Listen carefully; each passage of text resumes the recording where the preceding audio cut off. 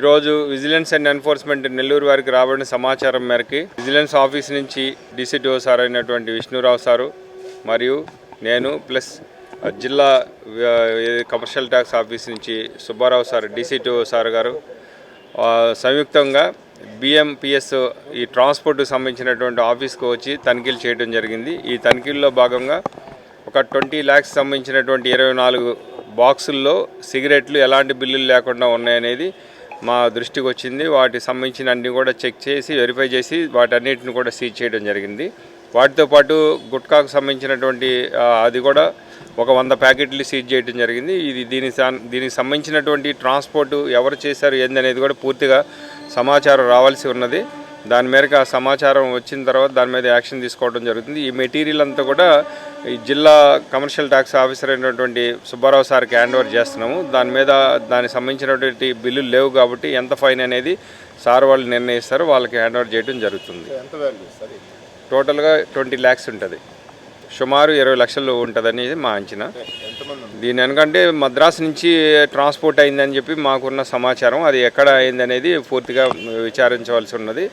ఇది ఇక్కడికి వచ్చిన తర్వాత మరలా వస్తాం ఇప్పుడే డీటెయిల్స్ ఇస్తామని చెప్పి వెళ్ళిపోయినారని చెప్తున్నారు. పూర్తిగా ఇక్కడ సంబంధించిన మేనేజర్ని ఎవరైతే వెంకటేశ్వరరావు అనే మేనేజర్ ఉన్నాడో అతన్ని విచారిస్తున్నాము. పూర్తిగా సమాచారం వచ్చిన తర్వాత మళ్ళీ తెలియజేస్తాం. Vigilance and enforcement department Nellore వారికి నమ్మదగిన సమాచారం అనగా సిగరెట్స్ మరియు పాన్ మసాలా సంబంధించినటువంటి సరుకు అక్రమంగా బిల్లులు లేకుండా రవాణా అవుతుందని, లక్షల రూపాయల్లో ట్యాక్స్ ఎగ్గొడుతున్నారని మాకు సమాచారం రావడం జరిగిందండి. మేము ఎమ్మటే రాష్ట్రంలో నెల్లూరు జిల్లాలో ఉన్నటువంటి రాష్ట్ర పన్నుల శాఖ జాయింట్ కమిషనర్ గారికి మేము ఇన్ఫామ్ చేశాము. ఆ జాయింట్ కమిషనర్ గారు ఇమీడియట్గా మాకు ఒక కన్సర్న్ ఆఫీస్ నుంచి ఒక డీస్టో గారిని కూడా అలర్ట్ చేశారు. సుబ్బారావు గారు ఇప్పుడు రాష్ట్ర పన్నుల శాఖ నుంచి కూడా మాకు సుబ్బారావు గారు మాకు జాయిన్ అయిపోయారు. మేము ప్లస్ రాష్ట్ర పన్నుల శాఖ తరఫున సంయుక్తంగా ఈరోజు సర్ప్రైజ్గా మేము ఈ బిఎంపిఎస్ ట్రాన్స్పోర్ట్ వెంకటరామపురం మన జేమ్స్ గార్డెన్ దగ్గరలో ఉన్నటువంటి వెంకటరామపురంలో ఉన్నటువంటి బిఎంపిఎస్ ట్రాన్స్పోర్ట్ మీద మేము తనిఖీ చేయడం జరిగింది. ఈ తనిఖీల్లో మాకు అనుమానాస్పదంగా ఉన్నటువంటి 27 బాక్సులను మేము తనిఖీ చేయగా అందులో సుమారు 24 బాక్సుల నందు వివిధ రకాల బ్రాండ్లు గలటువంటి సిగరెట్లు, మరి 3 బాక్సుల నందు పాన్ మసాలా మరి గుట్కా సంబంధించినటువంటి ఐటమ్స్ మేము ఐడెంటిఫై చేయడం జరిగింది.